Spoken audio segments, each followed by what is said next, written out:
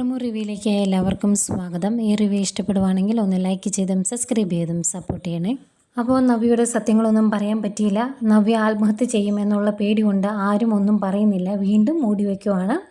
അന്നേരം ദേവേനി പറയുന്നുണ്ട്, ഇതിനെല്ലാം തുടക്കം കുറിച്ചത് അവളാണ്, ആ അനാമിക.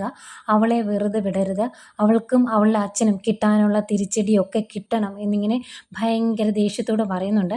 പിന്നെ ഇതിലെ നായകൻ്റെയും നായികയുടെയും ദേഷ്യമായിട്ട് നമുക്കറിയാം, ഒരു 2 മണിക്കൂർ കഴിയുമ്പം അത് തണുത്താറി അത് വലിയൊരു നന്മയിലേക്ക് മാറുമെന്ന്. പിന്നീട് നന്ദുവിനെ കാണിക്കുന്നുണ്ട്.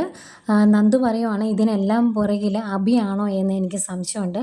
സത്യം പറയാലോ, അവനെ ലോക്കപ്പിൽ കയറ്റി ഇടിച്ച് 1 ഇഞ്ച് പരുവാക്കണമെന്ന് എനിക്ക് ആഗ്രഹമുണ്ട് എന്ന് നന്ദു പറയുന്നുണ്ട്.